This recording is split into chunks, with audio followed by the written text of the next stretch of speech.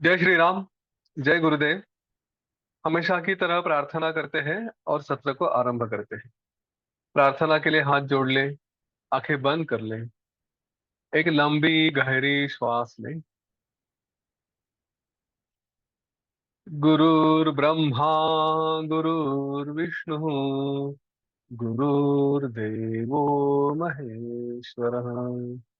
गुरु साक्षात् परम ब्रह्म, तस्मै श्री गुरवे नमः। तस्मै श्री श्री गुरवे नमः। आंखें बंद ही रखें। परम पूज्य गुरुदेव विघ्नहर्ता श्री गणेश आदि से प्रार्थना करें, हमारी यह ज्ञान यात्रा ऐसे ही चलते रहे।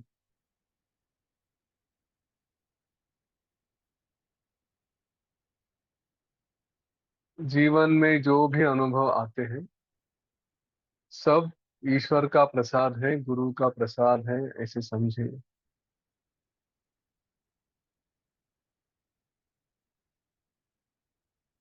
कुछ भी हो जाए, इस ज्ञान मार्ग को नहीं छोड़ना है।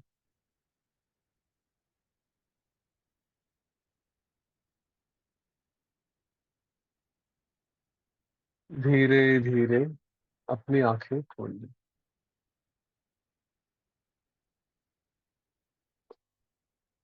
जय गुरुदेव।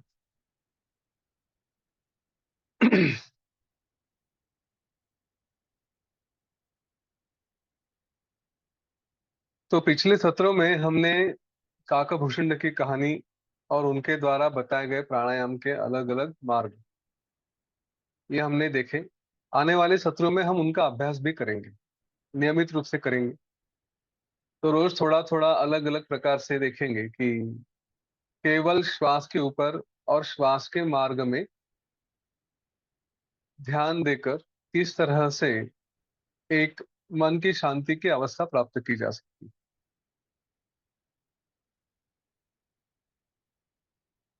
आगे बढ़ने से पहले एक ऐसी कहानी बताना चाहूंगा। ये शायद मैंने इस ग्रुप में कभी बताई नहीं है। पिछले वर्ष जब मैं अमेरिका गया था, तो वहां पे एक मित्र ने योग वासिष्ठ का सेशन वहां पे रखा था। और उधर उस सेशन में एक वो पूरा इंग्लिश में ही था, क्योंकि अलग अलग जगह के लोग थे। तो वहां पे बहुत ही सीनियर लेडी एक आई थी। और सेशन पूरा उन्होंने एकदम शांति से सब सुन लिया। और उसके बाद उन्होंने बताया कि वो आर्ट ऑफ लिविंग की एडवांस कोर्स टीचर थी वहां की, उस एरिया की। करीब 80 इयर्स उनका एज है। और उनके अनुभव कुछ अलग ही रहे थे। बचपन से लेके उन्हें पता नहीं क्यों, लेकिन भारतीय शास्त्रों के बारे में और भारत के बारे में बहुत ज्यादा अट्रैक्शन रहा। उनकी माँ जब लिपस्टिक ऐसी होठों पे लगाती थी, तो यह भी वो लिपस्टिक लेती थी लेकिन माथे पे लगाती थी। उनके घर वाले पूछते थे ऐसा क्यों, तो उसने कहा नहीं, बस मुझे यहीं पे लगाना है, यहीं पे पसंद है। तो जैसे हम लोग बिंदी लगाते वैसे वो यहाँ पे लिपस्टिक लगाती थी। और फिर पता नहीं कहाँ से भारत के बारे में इंटरेस्ट आ गया। अच्छा, वो कई बड़े शहर में वगैरह रहते थे, ऐसे भी बात नहीं। टिपिकल क्रिश्चियन फैमिली अमेरिका में किसी एक जगह थे।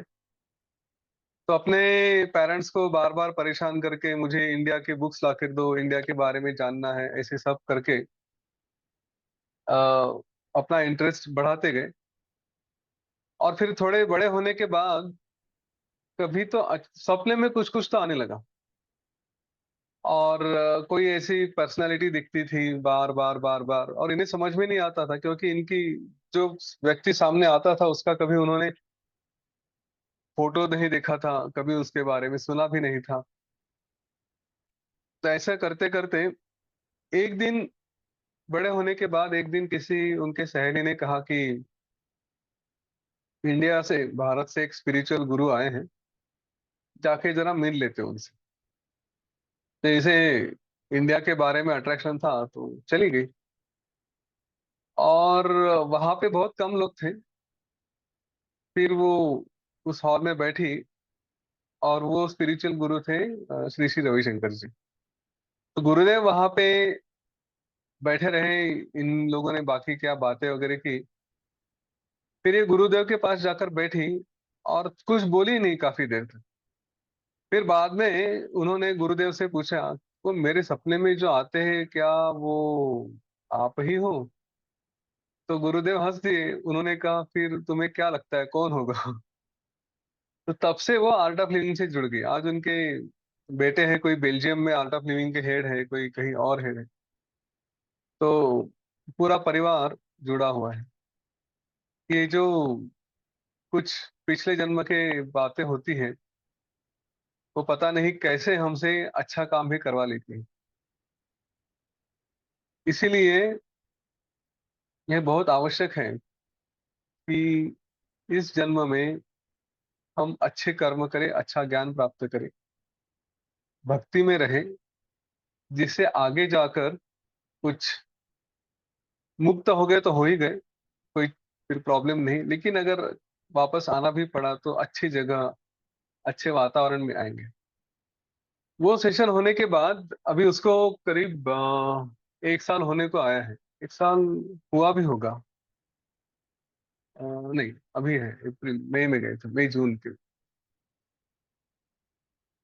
तो अभी कल उनके द्वारा मैसेज आया, मेरे मित्र ने भेजा कि उनका भी योग वासिष्ठ का काफी अभ्यास रहा है। हाँ, और उनको पैम बोलते हैं, पामिला नाम है उनका, पैम बोलते हैं। तो वो काफी वर्षों से योग वासिष्ठ का अभ्यास कर रही थी, काफी लोगों को बता भी रही थी। लेकिन लोग सुनते नहीं थे, या उनका इंटरेस्ट नहीं हो रहा था। पर फिर उन्होंने पिछले कुछ महीनों से शायद उनका फिर से योग वासिष्ठ में इंटरेस्ट आ गया, तो फिर से उन्होंने योग वासिष्ठ लोगों को बताना, इसके बारे में चर्चा करना आरंभ कर दिया। तभी वो सेशंस वगैरह लेते हैं योग वासिष्ठ के। और उन्होंने एक थैंक यू का मैसेज भेजा, एकदम वो जैसे माता की जैसी पर्सनैलिटी थी हमारे लिए, बहुत ही क्लोज हुए। और आज कल परसों उनका मैसेज आया तो बड़ा अच्छा लगा। दुनिया के हर कोने में इस ग्रंथ का प्रचार हो, प्रसार हो, ये हम स्वप्न देखते हैं। कोई ना कोई कहीं ना कहीं काम शुरू कर देता है, बड़ी आनंद की बात होती है। खैर चलिए, हम फिर से अपने योग वासिष्ठ की तरफ आते हैं। आगे बढ़ने से पहले ज्ञान और प्राणायाम, इन दोनों के बारे में छोटा सा अंतर जो हमने पहले देखा था उसके बारे में फिर से बताऊंगा। प्राणायाम ये इंस्टेंट रिलीफ के लिए है, लेकिन लंबे समय के लिए नहीं। जितना वो प्राणायाम किया उतने तुरंत कुछ क्षणों में आगे के मन को शांति मिल जाती है। ज्ञान ये तुरंत कुछ शायद नहीं कर पाएगा, लेकिन बार बार संस्कार किए तो आगे जाके ऐसी स्थिति लेके आएगा कि प्राणायाम की भी आवश्यकता नहीं पड़ेगी। हालांकि प्राणायाम करना आवश्यक हो जाता है, क्योंकि शरीर है तो और भी कुछ बातें होती हैं। प्राणायाम का अभ्यास तो सतत होना ही चाहिए, और साथ साथ ज्ञान का अभ्यास भी सतत होना चाहिए। ये दोनों बातों का ध्यान रखें। इसी के लिए वशिष्ठ ऋषि ने श्री राम जी से कहा, हे महाबाहो, अपने प्राण का निरोध या उपासन पूर्वक आप भुषुंड के जैसे इस संसार के महासागर से तैर जाइए, उसके पार हो जाइए। श्री राम जी निरंतर प्राणोपासना के साथ साथ ज्ञान का भी योग, जिससे जैसे भुषुंड ने प्राप्त किया और उसके साथ ब्रह्मपद उन्हें मिल गया, उसी प्रकार आप भी उस ब्रह्म पद को प्राप्त कर लीजिए। श्री राम जी ने कहा, भगवान, ये आपने अत्यंत आश्चर्यजनक भुषुंड का चरित्र जो मुझसे कहा, उससे मुझे अत्यंत आनंद हुआ, अत्यंत हर्ष हुआ है। हे ब्राह्मण, आपके द्वारा कहे गए इस भुषुंड चरित्र में मांस, चमड़ी, अस्थि, ये सभी से निर्मित इस शरीर के घर का उल्लेख किया है। जब हम भुसुंड की कहानी सुन रहे थे, और जब वशिष्ठ ऋषि ने भुसुंड महाराज से पूछा था कि वो प्राण चिंता क्या है, तब उन्होंने इस शरीर का वर्णन किया था। शरीर रूपी घर का वर्णन किया था कि इसको 9 द्वार है, वगैरह वगैरह ऐसे। तो श्री राम जी उस घर के बारे में, उस शरीर के बारे में पूछ रहे थे कि इस शरीर की रचना किसने की, ये कहाँ से उत्पन्न हुआ, किस तरह से स्थित हुआ, और इसमें कौन रहता है, शरीर का कर्ता कौन है, उसका हेतु कारण क्या है, उसकी स्थिति का प्रकार क्या है, और उसका स्वामी कौन है। ऐसे प्रश्न श्री राम जी ने वशिष्ठ ऋषि से कहे। इन प्रश्नों के उत्तर वैसे तो हमें अभी ज्ञात है, मालूम है, लेकिन अभ्यास की विशेषता यह है कि वो बार बार करना पड़ता है। एक बार समझ लिए तो हो गया, ऐसा नहीं है। दिमाग में उसको फिट बिठाने के लिए बार बार करना पड़ता है। हमें लगता है हमें मालूम है, वो इसलिए लगता है क्योंकि हम उसका अभ्यास करते हैं। अगर हमने टेस्ट कर ली और अभ्यास नहीं किया तो हमें पता चल जाता है कि हमें मालूम नहीं। महाराज वशिष्ठ ने कहा, हे राघव, ये अत्यंत सुंदर उपदेश जो मैं आपको कर रहा हूँ, ये इस परब्रह्म तत्व को जानने के लिए है। आप उसको ठीक से सुने। हे श्री राम जी, ये शरीर रूपी घर, जिसमें हड्डियां ही उसके खंभे हैं, मुख वगैरह जैसे 9 दरवाजे हैं, और जो रक्त और मांस से लिपा गया है, वास्तव में इसे किसी ने भी निर्माण नहीं किया। हे राघव, यह शरीर केवल आभास मात्र है, दिखने जैसा भास होता है कि वास्तव में नहीं है। ये बिना निर्माता के, किसी ने निर्माण नहीं किया, बिना निर्माता के ही ये दिखाई देता है। जैसे 2 चंद्र दिखते हैं, वैसे ही इसका स्वरूप यह मिथ्या है, झूठा है। और जब हम इसको देखते हैं, समझते हैं, तब ये वास्तव में लगता है। लेकिन अगर हमने परमार्थ में अपना ध्यान लेकर गए, तो फिर इसका अस्तित्व नहीं रहता। ये शरीर वास्तव में देखा जाए तो ये असत ही है, ये नहीं है। लेकिन एक अहंकार होता है, एक भावना होती कि यह देह है। तो इसके कारण जब हम इसको समझते हैं कि ये देह है करके, तो इसीलिए शरीर जैसे लगता है, इसलिए इसको कहा है कि ये है। हे श्री राम जी, यह शरीर ही मैं हूँ, यह अनुभव अनुभव के साथ। और फिर जो बार बार हमने शरीर के बारे में मनन किया होता है, मतलब जो संस्कार होते हैं एक के बाद एक, एक के बाद एक, तो ये संस्कार इतने दृढ़ होते हैं कि इसके कारण जो नहीं है वह भी ये शरीर के आकार में ही रहता है। इसीलिए मांस और अस्थि ऐसी बातों से, जो केवल पंच महाभूत है, उससे बना हुआ शरीर ही मैं हूँ, इस अभिमान का आप त्याग कर दीजिए। हे श्री राम जी, ये संकल्प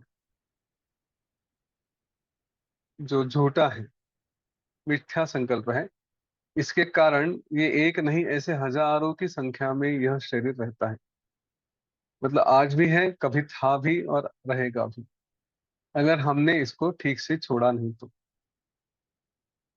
पूछते हैं कि इसको जो हम समझते हैं ये मेरा शरीर है, मेरा शरीर है, तो भला बतलाइए तो, कि जब आप आराम से सुखशैया पे, मतलब अपने बिस्तर पे सो रहे होते हैं, और फिर जब आप स्वप्न देखते हैं, इधर उधर घूमते हैं, तो वो आपका शरीर कहाँ पे होता है? क्योंकि आप तो, शरीर बेड तो इधर पड़ा है, लेकिन आप तो घूमते कई जगह, तो फिर वो शरीर कहाँ गया?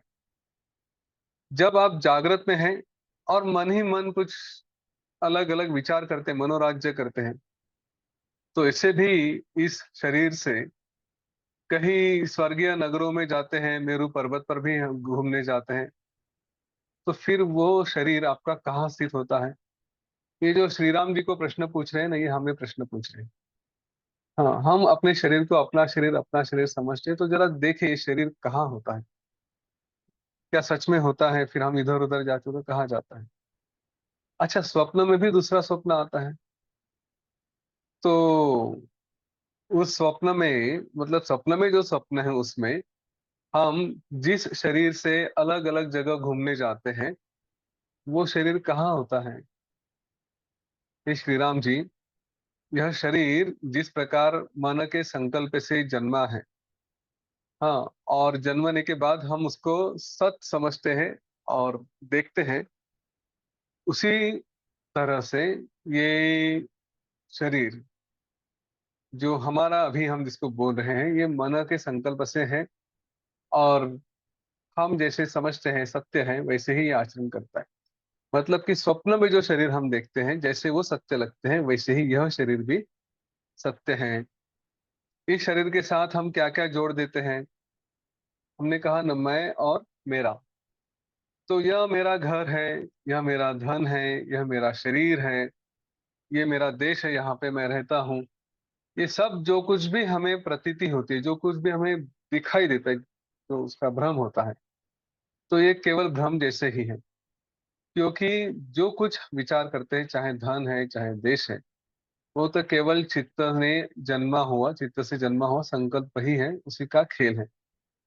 इसीलिए हे रघुनंदन, आप इस संसार को एक तरह का बड़ा लंबा ऐसा स्वप्न, हाँ, बड़ा सा विभ्रम या बड़ा सा मनोराज्य ऐसे ही समझिए। हम जैसे 10 मिनट के लिए बैठ के इधर उधर का विचार करने लगते हैं, और विचार करते करते कहीं खो जाते हैं, थोड़ी देर में फिर से होश में आते हैं, फिर अपने आप को बताते हैं कहाँ घूम गया था, जरा इधर ही रहो। तो ये जो समय है, अगर लंबा कर दिया कुछ वर्षों का, तो ये जो जीवन है वो वैसे ही है। हे श्री राम जी, ब्रह्मा जी के मन से संकल्पित, मतलब उन्होंने जो, उनके मन से जो संकल्प हुआ था और उससे जो आभास हुआ, उससे वो स्वयं ब्रह्मा जी की स्वरूपता को प्राप्त हो गया। हमने 10 ब्रह्मांडों की कहानी सुनी थी। तो वो इंदु पुत्र थे, वो मुझे ब्रह्म होना है, ब्रह्मा होना है, ऐसा विचार किया, और वो एक एक करके सबके सब ब्रह्मा हो गए। तो ये केवल मन का संकल्प था, उसी से का वो ब्रह्मा बन गए। उसी प्रकार हमारा पहले का जो शरीर होता है, उससे उसे जब हम छोड़ते रहते हैं, यानी मृत्यु के समय, तो हमने जो संकल्प किया होता है, वही शरीर हमारा दूसरा यहाँ पे आज उपस्थित है, उसी को आज हम देखते हैं।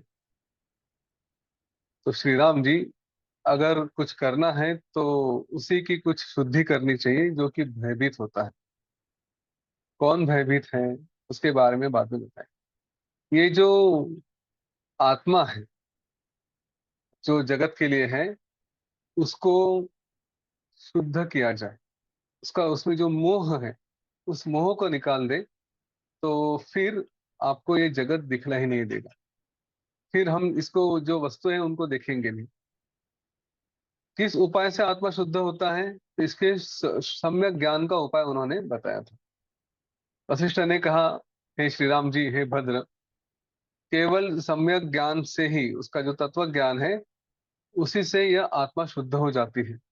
और एक बार यह आत्मा शुद्ध हो गई, तो फिर से मोह में वो नहीं पड़ेगी, और इसके बाद उसको कोई भ्रम भी नहीं होगा। मरण, जीवन, स्वर्ग, ज्ञान, अज्ञान, हाँ, ये जो कुछ भी है, तो ये सब कुछ केवल चैतन्य पदार्थों ही है, उसको छोड़कर और कुछ भी नहीं। ये जिसको हम वास्तव समझते हैं, ऐसा कुछ भी नहीं, चाहे वो मृत्यु है, जीवन है, स्वर्ग है, नरक है, कुछ भी, ये केवल एक चैतन्य ही है।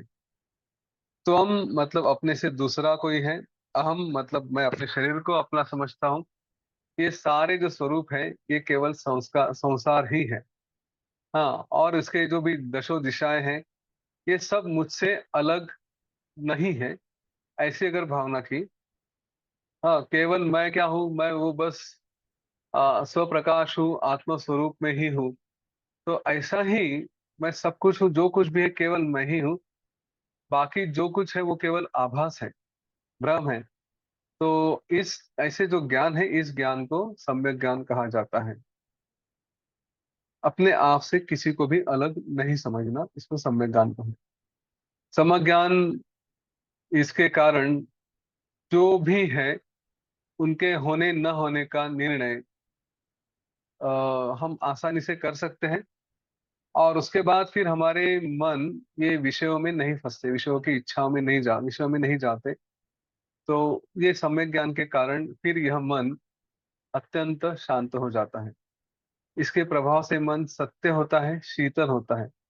वह न तो किसी की निंदा करता है, ना ही किसी की स्तुति करता है। वह न प्रसन्न होता है, न ही शोक करता है। उसको कोई दुख भी नहीं होता और कोई प्रसन्न होना ऐसा भी कुछ नहीं। अगर ये मुक्ति का अनुभव ले लिया तो जो हमारे रिश्तेदार हैं, भाई बंधु हैं, उनके उनके लिए हमारा जो प्रेम है, जो अटैचमेंट है, वो भी समाप्त हो जाएगी। और अगर वो समाप्त हो गई तो फिर अगर उनमें से किसी का कुछ हो गया, मृत्यु हो गई, कुछ हो गया, तो वो बंधन होने के कारण अ, दुख नहीं होगा, ऐसी तो बात नहीं है। अगर ऐसी कोई शंका है कि चलो मुक्ति का अनुभव कर लिया, बंधुजनों से भी नाता तोड़ दिया या उनके बारे में कुछ अटैचमेंट नहीं रही, तो उसके बाद अगर उनका कुछ हो गया तो दुख तो होगा ही ना। तो इसलिए उस पर कहते हैं, अवश्यमेव मर्तव्यम सर्वैरेव ही बंधुभिः इति बंधु वियोगेषु किम वृथा परितप्यसे। देखिए, सभी तो जाने वाले हैं, सभी बंधुजनों को तो मरना ही है, सभी ये तो होना ही है। कभी या तो हम या तो वो। इसलिए उनका वियोग होने पर जो होना ही है, अवश्यमेव मर्तव्यम, जो होना ही है, तो उसके लिए संताप क्यों करें। अगर कुछ नहीं हो रहा है तो बात अलग है, पर जो होना ही उसके लिए क्यों? तो जो अज्ञान में है, ऐसी स्थिति में ये किसी का मरण या अपना भी मरण, अपनी भी मृत्यु, तो उससे भी डर लगता है, उससे भी संताप होता है, मतलब कि भय लगता है। तो उसका उपाय क्या है? तो उसका उपाय भी यही है, यह भी अवश्य ही है। हम भी कोई परमानेंटली तो रहने वाले नहीं है। अवश्यमेव च मया मर्तव्यमिति निश्चय, हम भी मरने ही वाले हैं। इत्यात्मा मरण प्राप्तो किम मुधा परित्यक्तसे। तो फिर हमारा मरण का समय आएगा, तब क्यों दुखी होते हो? क्या कारण है उसका? ऐसे कोई कारण नहीं। वास्तव में मृत्यु जब होती है, तो ये कब होती है, कैसे होती है, योग वासिष्ठ में बताया गया है। लेकिन यदि हमें उसमें विश्वास नहीं है, तो ऐसा समझे कि वो एक लंबी गहरी नींद है। हम रोज सोते हैं और हम इतने विश्वास से सोते हैं कि कल सुबह उठेंगे। मृत्यु के समय भी नींद आ जाती है। आजकल तो अचानक से कुछ हो गया तो बात अलग है, कुछ हो गया सडनली, सर कट गया या कुछ हो गया तो बात अलग है। लेकिन बेड पे पड़े हैं, सलाइन लगाया है, कुछ हुआ है और कुछ दवाई वगैरह दे दी, नींद आ गई और नींद में ही सो गए और उठे ही नहीं। ऐसे भी आजकल तो जो एकदम क्रिटिकल इसमें होते पेशेंट, तो उनकी दर्द वगैरह कम करने के लिए उन्हें अलग अलग तरह की दवाइयां दी जाती हैं और उसी में वो ज्यादा दर्द ना होते हुए धीरे धीरे धीरे धीरे गहरी नींद में चले जाते हैं और उधर ही उनकी मृत्यु भी हो जाती है। तो काफी सुखकर हो गई है मृत्यु। बहुत रो रहे, चिल्ला रहे, ऐसी अवस्था सभी की नहीं होती, कुछ अवस्था में होता होगा, परंतु मृत्यु निश्चित है। तो मुझे ऐसा लगता नहीं कि ज्यादातर केसेस में हम हमें पता होगा कि हम मरने वाले हैं, या हमें पता होगा कि अब हम सो रहे हैं और कभी उठेंगे ही नहीं करके। जो रोज सोते हैं और रोज जो विश्वास होता है कि चलो कल उठेंगे या थोड़ी देर बाद उठेंगे, बाद में देखेंगे, हम तो दोपहर में भी सोते हैं काफी लोग। तो ऐसे अवस्था में जब हमें मालूम है कि हम कभी तो सो जाएंगे और कभी तो उठने वाले हैं, तो वही विश्वास मृत्यु के समय भी होगा। यानी मृत्यु के समय हमें पता नहीं होगा कि मृत्यु होने वाली है कब। तो फिर उसके बारे में डर क्यों? अच्छा, शरीर समाप्त होने के बाद क्या बचता क्या नहीं, कोई फर्क नहीं पड़ता हमको। मन रहता है कि नहीं रहता, योग वशिष्ठ कहता है, लेकिन विश्वास नहीं होगा तो कोई बात नहीं, फिर क्या कोई समस्या ही नहीं, मन रहा तो भी उसे बहुत ज्यादा तकलीफ होगी वगैरह, ऐसी बात नहीं है। योग वासिष्ठ हम लोग पढ़ रहे हैं, तो इसीलिए कोई दुख करने जैसा कारण नहीं। देखिए, जो उत्पन्न होता है वो कुछ ना कुछ तो बड़े काम कर सकता है, करेगा भी कभी ना कभी। हर व्यक्ति, आप चाहे रास्ते के किनारे पे कोई भिखारी भी देखे, कुछ भी करे, वो भी कभी ना कभी हंसता है, कभी ना कभी उसको आनंद होता ही है। तो सबके जीवन में ऐसा आनंद होने वाला है, तो ऐसी कौन सी बात है कि जिसके लिए सच में आनंद किया जाए। समझ लीजिए, आनंद, हर्ष, ये सभी के जीवन में बार बार कम ज्यादा कभी ना कभी आते रहते। तो ये मिला तो मुझे बहुत आनंद होगा, या ये प्राप्त हुआ तो बहुत आनंद होगा, ऐसा कुछ नहीं है। कुछ हुआ या नहीं हुआ तो भी हम आनंद में चाहते हैं, होता ही है। वैसे ही इस संसार में जो लोग व्यवहार करते हैं, तो उनके ऊपर कोई ना कोई आपदाएं आती ही हैं। ऐसा तो है नहीं कि इस पृथ्वी पे उत्पन्न हुआ और संकट नहीं आए। तो फिर किस बात का दुख करना। यही बताने की कोशिश कर रहे कि आनंद या हर्ष होने के लिए या दुखी होने के लिए कोई अवसर ही नहीं है। जो कुछ है वो बस खेल चल रहा है, ऐसे देखें। और देखते देखते अपने आप में हंसते रहे, क्योंकि हंसना हमारा स्वभाव है, वो हमारा नेचर है, नैसर्गिक है हमारे लिए। तो ये सब जो खेल चल रहा है, खेल को जिस तरह से देखते हैं उस तरह से देखे। तो चाहे उसमें आपदाएं आए, चाहे उसमें कुछ फायदा हो जाए, बस देखते रहे। जो त्रिकाल अबाधित सत्य है, वो सदा ही सत्य है। मतलब कि ये परमेश्वर। और जो असत्य है, वो सदा ही असत्य है। यानी कि ये शरीर, जो संबंध समझते हैं, वो वस्तुएं, सब जो कुछ है, ये जगत भी। तो जो असत्य है वो कभी सत्य नहीं हो सकता। इसीलिए इस प्रपंच में ऐसा क्या है कि जिसके बारे में कोई दुख किया जाए। हम क्या है? ना हम अस्मि, न चा भुवम भविष्यामि न सौधुना, देहो अयम चित्र दोषोत्थ, किमन्यत् परिदेव्यते। अपने बारे में कहा गया तो न मैं न वर्तमान में हूँ, न वह मैं भूतकाल में था, और ना ही मैं भविष्य काल में भी रहूंगा। ये शरीर केवल काम कर्म वासना और अविद्या के दोष से उत्पन्न हुआ है, होता है। इसीलिए किस दूसरे के विषय में शोक किया जाए, किस बारे में दुख किया जाए। कोई आवश्यकता ही नहीं कहीं पे दुख करने, क्योंकि मैं हूं ही नहीं। किसका दोष, किसका दुख देखें। ये शरीर हुआ है, शरीर तो किसी और का है। इसके बारे में बाद में बहुत एक सुंदर श्लोक आया है, वो हम देखेंगे। पर ये शरीर तो मेरा है ही नहीं, तो क्यों इसके लिए, इसके साथ जो होता है उसके बारे में दुख किया जाए। पत्नी ने सुबह चाय नहीं दी तो शरीर को नहीं दी, तो मैं क्यों दुख करूं। ठीक है ना, शरीर, तेरी जीवा को कुछ नहीं मिला, पेट को कुछ नहीं मिला, क्या फर्क पड़ता है। हे श्री रामचंद्र जी, संसार की जड़ता का त्याग करने के लिए इस संसार में तनिक भी आसक्ति नहीं रखनी चाहिए। इस संसार में हम जो बंधे जाते हैं ना, इसको समझे कि असत्य है।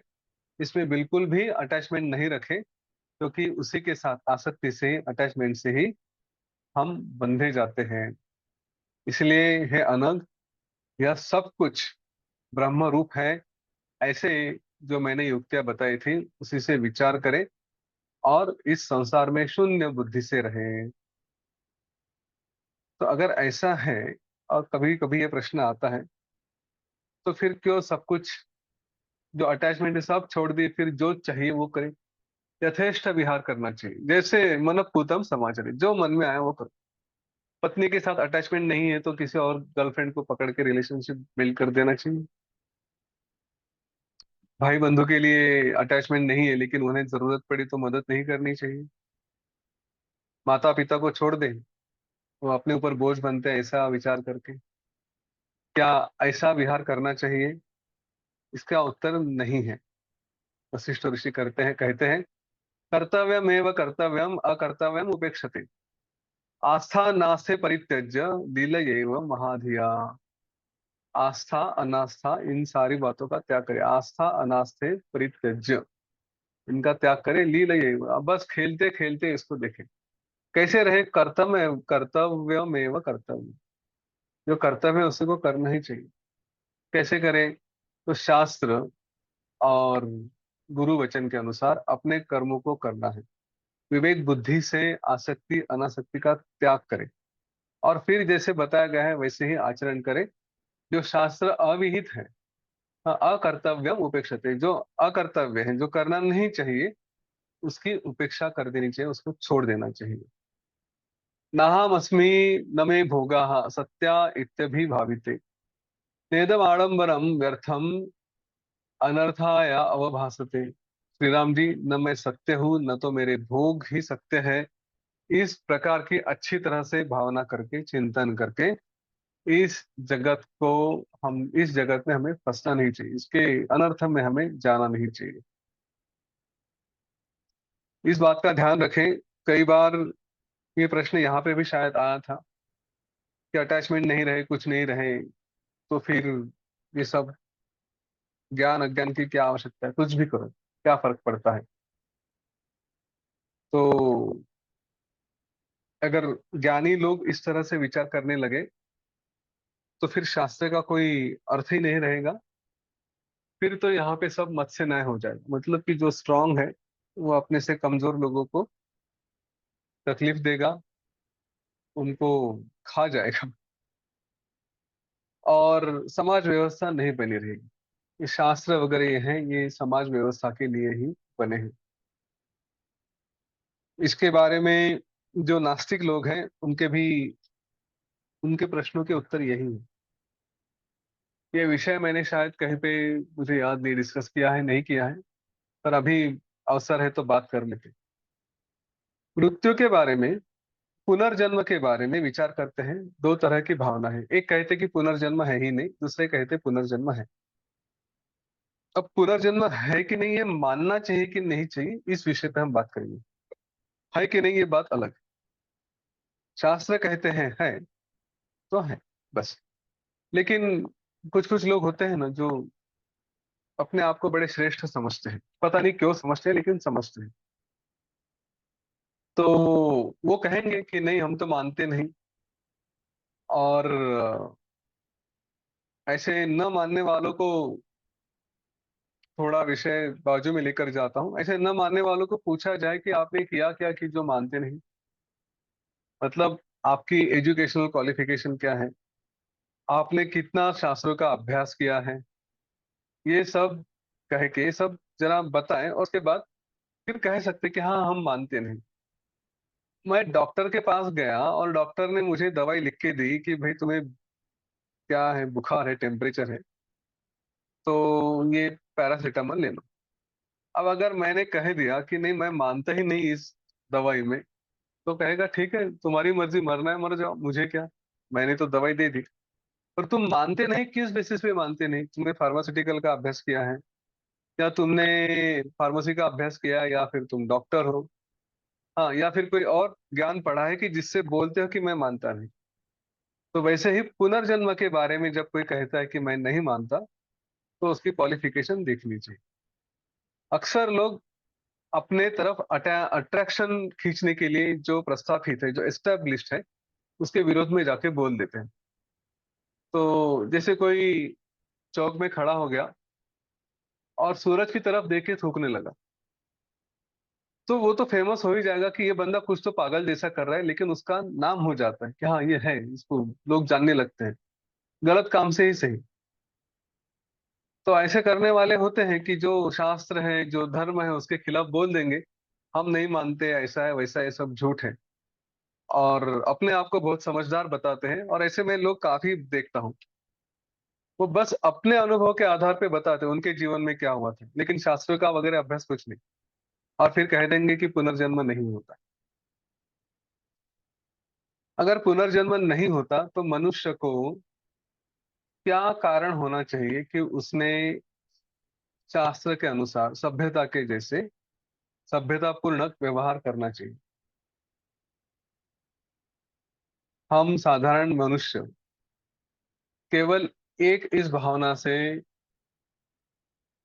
शास्त्र के अनुसार या अच्छा बर्ताव इसलिए करते हैं कि कोई ना कोई शिक्षा, कोई ना कोई कर्मों के फल हमें भुगतने पड़ सकते हैं, या तो इस जन्म में या तो अगले जन्म में। बच्चों को भी बताया जाता है ना, अरे ऐसा मत कर वरना नरक में पड़ेगा। कीड़े को भी मारते हैं। भारतीयों को, हिंदुओं को यहाँ पे अहिंसा सिखाने की आवश्यकता नहीं है। हम तो मच्छर तक मारने से विचार करते हैं पहले। चींटी को भी मारने से पहले विचार करते हैं कि अरे नहीं, झाड़ दो, बाजू में ढकेल दो। तो ये जो हमारा विचार होता है, वो इसका कारण क्या है कि नहीं, अगर फिर से जन्म लेना पड़ा और कुछ इसकी सजा मिली तो, या फिर दो जन्मों के बीच में नरक में डाला जा सकता है। ये हमारे मन में भय है। सत्य है असत्य है वो बात अलग है, लेकिन कोई बोलेगा तुमने ऐसा ऐसा किया तो तुम्हें काट काट के कढ़ाई में डालेंगे, उबलते हुए तेल में डालेंगे, तुम्हें क्या फ्राई करके बस ऐसे ही राक्षसों को खिला देंगे, ये करेंगे वो करेंगे। हाँ, ऐसे कई सारी बातें हम सुनते हैं। तो वो जो एक भय होता है, वो इसलिए, वो भय के कारण हम अच्छे कर्म करते हैं। अब अगर ये भय रहा ही नहीं, तो कोई क्यों पुण्य करे? केवल इसलिए कि क्या कहें, एक सभ्यता पूर्वक जीवन जीना है? नहीं, कितने लोगों को सभ्यता पूर्वक जीवन जीने की इच्छा होती है? आप देखें, 850 करोड़ में से कितने लोग सच में पूरा हर सेकंड, हर क्षण सभ्यता से और शास्त्रों के अनुसार जीने का प्रयत्न करते हैं? नहीं करते। जब भी मौका मिला कुछ ना कुछ उल्टा सीधा कर देंगे। वो तो कर्मों के परिणाम, चाहे इस जन्म के हो चाहे अगले जन्म के हो, लोग अपने आप को नियंत्रण में रखते हैं। पुनर्जन्म, ये कंसेप्ट, पुनर्जन्म की संभावना आवश्यक है। नहीं तो हमने देखा है कि लोग फिर कोई उनको बंधन नहीं रहता, कैसे भी यथेष्ट व्यवहार जो यहाँ पे कहा है वैसे करो, जो चाहे मन में करेंगे। फिर चाहे कैसे कपड़े पहनने हैं, किधर क्या करना है, कोई भावना नहीं। ये जो हम आ, क्या है वो, केरल में अयप्पा स्वामी का मंदिर है ना, केरल में, वहां पे महिलाओं को विशिष्ट समय में जाने की अनुमति नहीं है। अब जिनको भय नहीं है वो जाके जो चाहे वो करने का प्रयत्न कर सकते हैं। जिनको भय है वो नहीं करेंगे। अब उसका परिणाम होता है कि नहीं होता है ये बात अलग है, लेकिन कुछ शिष्टता पूर्वक व्यवहार होने चाहिए। सभी को बंदी है ऐसा नहीं, कुछ जा सकते हैं, कुछ समय में नहीं जा सकते, कुछ समय में जा सकते। तो अननेसेसरी उसके ऊपर विवाद खड़ा करके उसको चैलेंज किया जाता है। जहां पे सच में गुरु शास्त्र वचन बताते हैं, उसमें कोई कभी आपत्ति नहीं होनी चाहिए। जहां पे नहीं कहा जाता है वहां पे नहीं करना चाहिए। ज्यादा विरोध करके बस फेमस होने की जो प्रवृत्तियां होती है, वही ऐसा कुछ करने का प्रयत्न करते। खैर छोड़िए। तो वशिष्ठ ऋषि ने ये जोर देके कहा है कि आचरण हमारा ये शास्त्र के अनुसार होना चाहिए। अभी जो भूमिका बताई थी कि ये सब, मतलब कि ना मैं सत्य हूं ना मेरे ये विषय सत्य, तो यहाँ पे कुछ भी नहीं है। ये सब असत्य ही, ना मैं हूं ना कुछ है। केवल अगर उसको कहें तो शून्य है। तो फिर हम इस जगत में नहीं फंसेंगे। ये अगर पसंद नहीं, ये अगर भूमिका अच्छी नहीं लगती तो दूसरी भूमिका है। अहमेव हि वा सर्वम चिदित्येवं विभाविते वेदमाडंबरम व्यर्थम अनर्थाय अवभासते। पहले क्या कह रहे थे कि नाम अस्मि न मे भोगः, मैं कुछ नहीं, ये भोग भी कुछ नहीं है। अभी कह रहे हैं कि अहमेव ही वा सर्वम, मैं सब कुछ है, जो भी है ये सब कुछ मैं ही हूँ, पर ब्रह्म चैतन्य स्वरूप मैं ही हूँ, और ये सब एक ही है। तो ऐसा अगर विचार किया तो फिर से हम जगत में नहीं फंसेंगे। श्री राम जी, इन दोनों में से कोई भी आप एक भूमिका ले लो, आपको जो पसंद है, उसको आप योग्य समझे, उसका अनुष्ठान करें। हे पाप रहित राघव, अगर आपको चाहिए तो आप इन दोनों भावनाओं का भी आश्रय कर सकते हैं, दोनों में विचार करें। और फिर इस संसार में आप विहार करते हुए राग द्वेष इन सारी बातों से अपने आप को दूर रखें। जो पुरुष शास्त्रों में होशियार है, चतुर है, अच्छे कर्म कर रहा है और ज्ञानी है, ये करके भी अगर वो राग और द्वेष से भरा हुआ है, तो वो निश्चय ही अरण्य में प्रसिद्ध शृगाल है। हाँ, वो जानवर जो है प्रसिद्ध शृगाल, उनका धिक्कार है, ऐसा वशिष्ठ ऋषि ने कहा। तो हमारे पास ये जो ज्ञान, सब इंफॉर्मेशन हमारे पास आती है, इन लोगों के लिए कहा गया है कि वो अटैचमेंट और घृणा इनसे भरे हैं, तो उनका धिक्कार है। मेरा धन दूसरे ने हड़प लिया, दूसरे से जो मुझे मिलना चाहिए था वो मैंने छोड़ दिया। हम कहते ना, अरे उससे मुझे पैसे आने वाले थे, मैंने उसको पैसे दिए थे, वो मुझसे वापस करना चाहिए था, दे ही नहीं रहा तो जाने दो, छोड़ दिया। हाँ, अगर इस तरह के अभिमान से हम छोड़ते हैं, तो इस प्रकार से जो मिलता है या वो जो चला गया है, उसके लिए जो बंधन में रहता है, उसके लिए जो फंसा रहता है, और उसके कारण कुछ दंड देगा या कुछ करेगा, तो ये सब सब क्या है, तुच्छ है, इस तरह की भावनाएं। ये प्राप्त करने के लिए किसी का वध करे, किसी को बांधे पकड़े दंड करे, अपना पैसा लेने के लिए या कुछ देने के लिए, तो ये बात गलत है, तुच्छ है। ये तुच्छ क्यों है? तो धनानि बंधनो मित्रम पुनरायांति यान्ति च, किमे तेषु नर प्राज्ञो रज्जते वा विरज्जते। मतलब क्या कि रज्जते वा विरज्जते, मतलब उसमें क्या अटैचमेंट और क्या विरक्ति जो है, ये धनानि बंधवो मित्रम पुनरायांति यान्ति च। पैसा, बंधु, मित्र, ये बार बार आते हैं जाते हैं, कौन सी बड़ी बात है? तो इसलिए किमे तेषु नरः प्राज्ञो, जो ज्ञानी व्यक्ति है वो उनमें क्यों अनुरक्ति रखेगा, उनमें क्यों प्रेम रखेगा?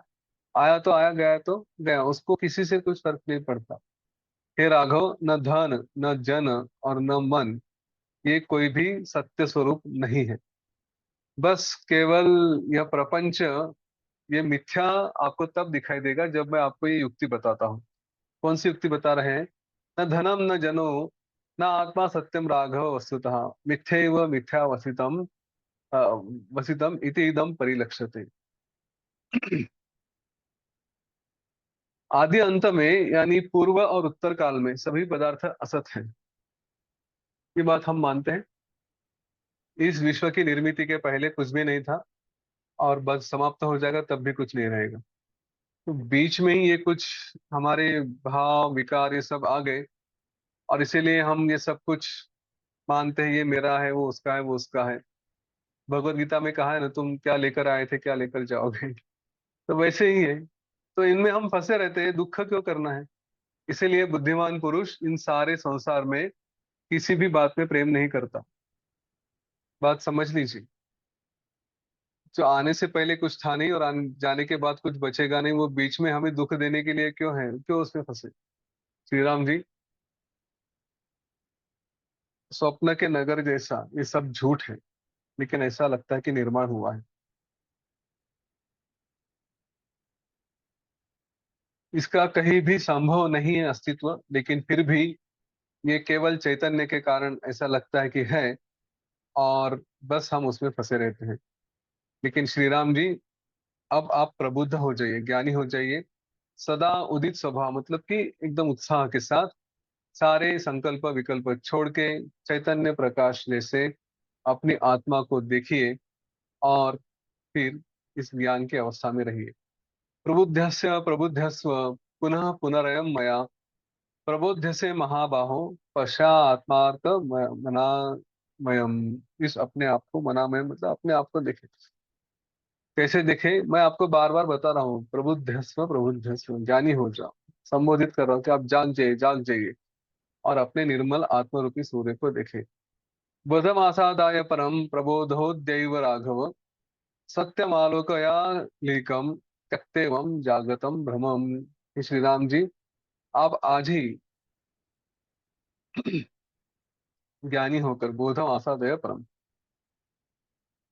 आज ही प्रबुद्ध होकर आत्मज्ञान को प्राप्त करिए, और इस तुच्छ जग के क्रम का, भ्रम का आप छोड़ दिए, त्याग कर दीजिए, आत्म तत्व में रहिए। न ते जन्म न ते दुखम न दोषास्त न ते भ्रमः, सर्व संकल्पम उत्सृज्य तिष्ठात्मनि सुसंस्थितः। ना ये जन्म है, ना आपको दुख है, न ते जन्म न ते दुखम न दोषास्त, ना आपके कोई दोष है, नहीं आपके कोई भ्रम है। इसीलिए समस्त संकल्पों को छोड़ के, सर्वम सर्व संकल्पम उत्सृज्य, सबका त्याग करके आप आत्मा स्वरूप में रहिए। तिष्ठ आत्मनि सुसंस्थिता, अपने आप में स्थित रहिए। हे महात्मन, आपके सारे संकल्प विकल्प के दोषों का समूह जो भी थे ये सब नष्ट हो चुके हैं। आप अभी उत्तम दृष्टि से, जो जैसे सुषुप्ति की अवस्था जैसे रहते हैं वैसे दृष्टि से, जिसमें कोई विक्षेप नहीं है, उसको भी प्राप्त कर ली है। वास्तव में आप ब्रह्म स्वरूप ही हैं।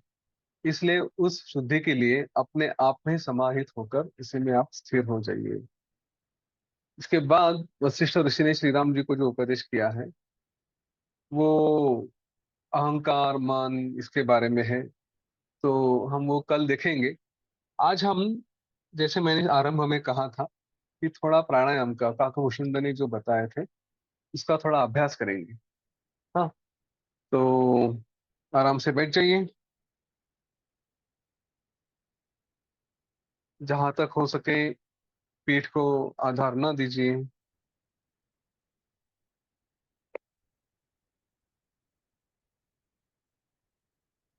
अपनी शक्ति के अनुसार सीधा बैठने का प्रयत्न करें।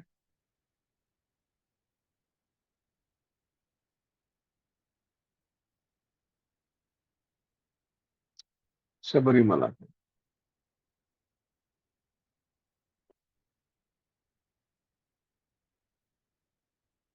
आंखें बंद कर लीजिए। पीठ सीधी रखें, गर्दन सीधी रखें।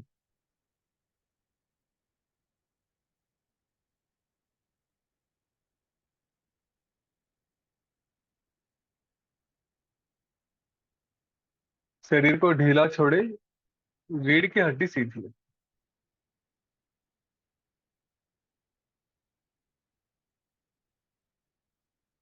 सारा ध्यान अपने श्वास पे ले जाएं।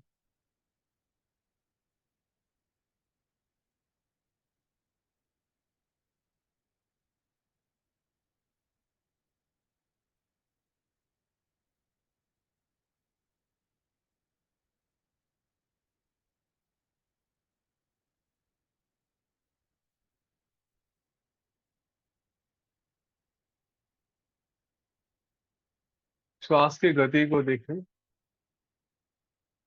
कैसे आ रही है कैसे जा रही है।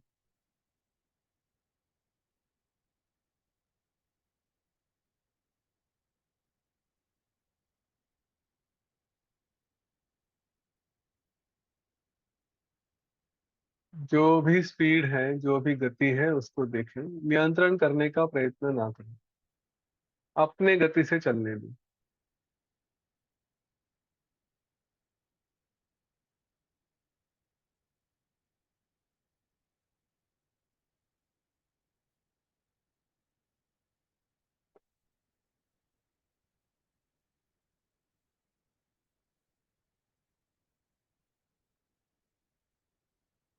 आने वाली श्वास को ठीक से देखें, कहाँ से कहाँ तक आ रही है, कहाँ आरंभ होती है, क्या उसका मार्ग है, कहाँ तक आती है, कब समाप्त होती है, ठीक से देखें।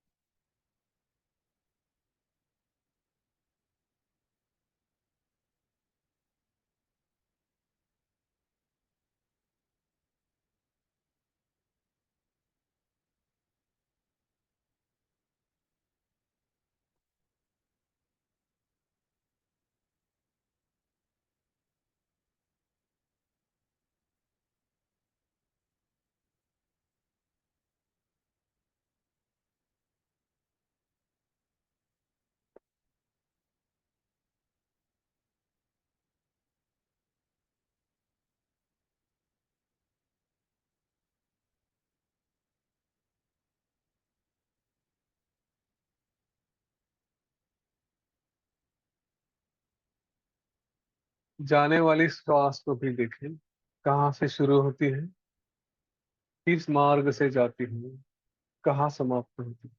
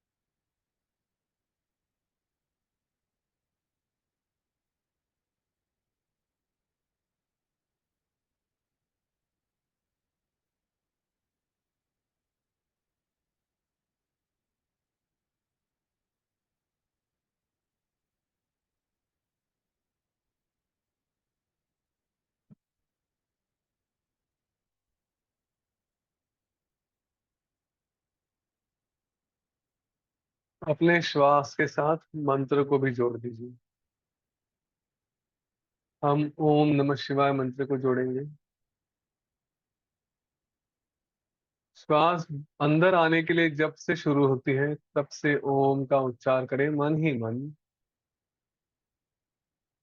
नाक से श्वास अंदर आती है, आते आते मन ही मन ओम का उच्चार हो रहा है। और जब बाहर जानी शुरू करते हैं तो श्वास के साथ नमः शिवाय का उच्चार करें मन ही मन। नाक से श्वास बाहर जाएगी, मुंह बंद रहेगा। मन में ही मन में नमः शिवाय का उच्चार। अंदर आने वाली श्वास के साथ ओम, बाहर जाने वाली श्वास के साथ नमः शिवाय। श्वास जिस गति से आ रही है जा रही है उसके साथ बस मंत्र को जोड़ दे।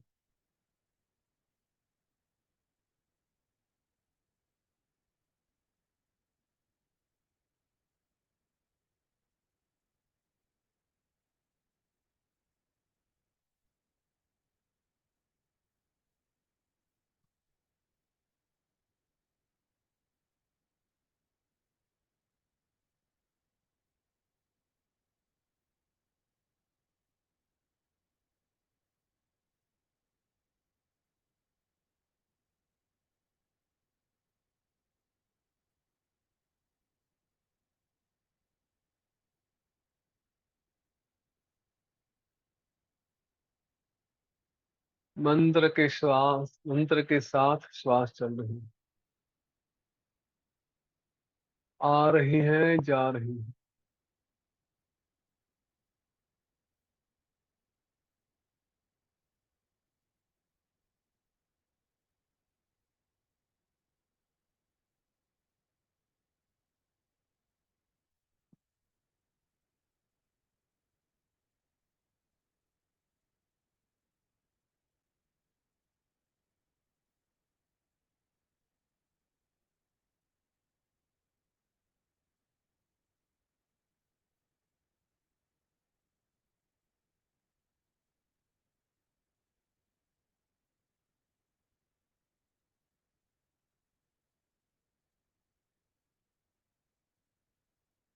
आने वाली श्वास के साथ ओम,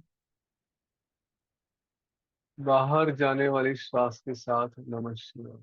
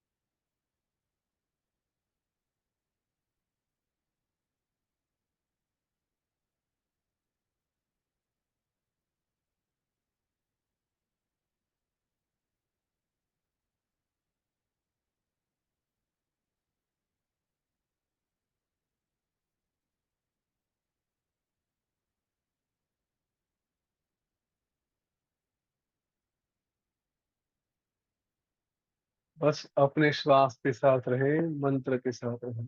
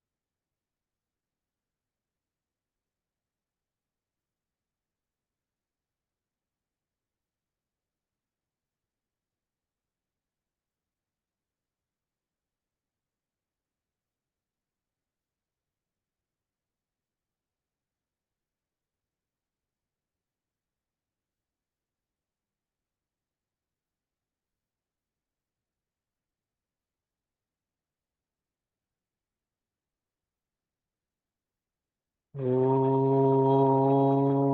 गुरवे नमः।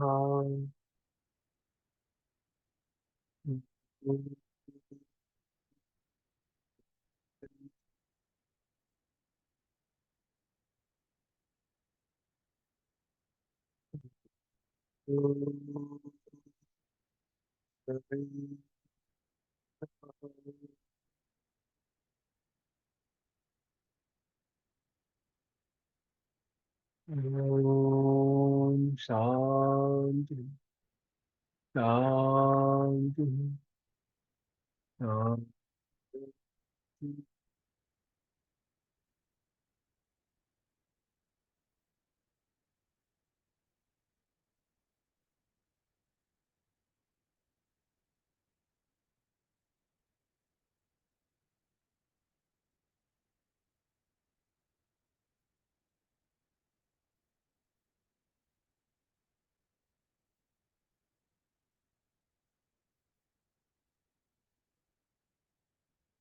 एक साधारण श्वास लें और छोड़ें। एक लंबी गहरी श्वास लें और छोड़ें। शरीर के प्रति सचेत हो जाएं, वातावरण के प्रति सचेत हो जाएं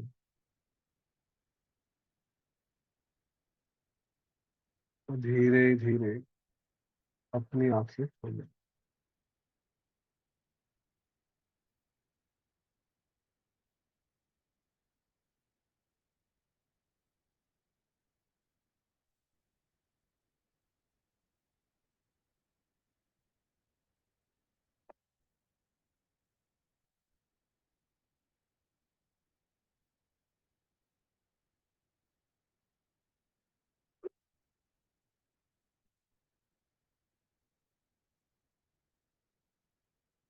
ठीक है,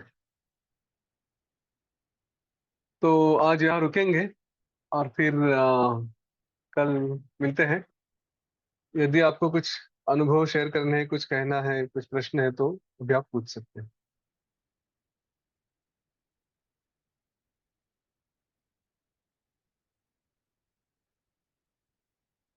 नहीं ये पूछ, कोई बात।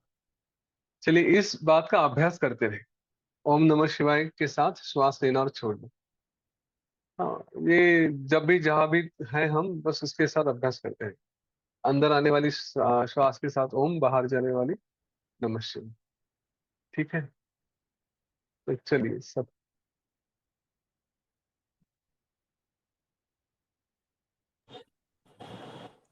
ये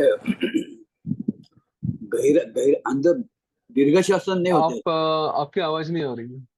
दीर्घ श्वसन होता नहीं उसमें, ऊपर अच्छा से नहीं, ऊपर एक जाता, सॉरी। ऊपर से ऊपर। हाँ, फिर से कहिए। दीर्घ श्वसन उसमें होता नहीं है, दीर्घ श्वसन नहीं होता है, ऊपर के ऊपर ही श्वास कोई अंदर प्रॉब्लम नहीं, कोई देखना है केवल क्या अपनी वैसे होता है? श्वास। वैसा ही हाँ, होता है क्या? अपनी श्वास जैसे चल रही है वैसे ही देखिए। अभ्यास करते करते फिर हमारी श्वास अपने आप लंबी होने लगती है और अपने आप दीर्घ श्वसन भी होने लगता है। हाँ, उसको कंट्रोल करने का प्रयत्न करने लगेंगे ना तो फिर गड़बड़ होती। तो मंत्र के साथ जोड़ दिया तो धीरे धीरे धीरे धीरे श्वास लंबी भी होती, दीर्घ श्वसन हो जाता। थोड़ा प्रयास करके देखिए।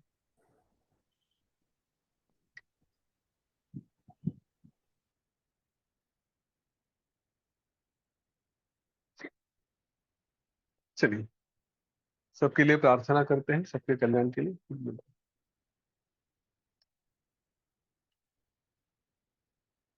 आंखें बंद करिए, एक लंबी गहरी श्वास लीजिए।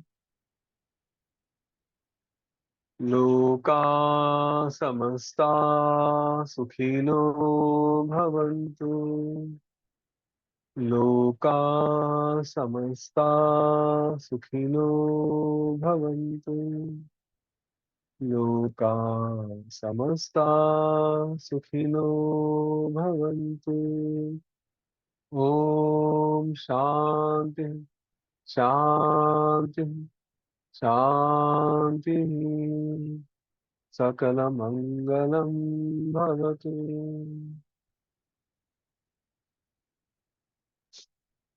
जय गुरुदेव। जय श्री राम।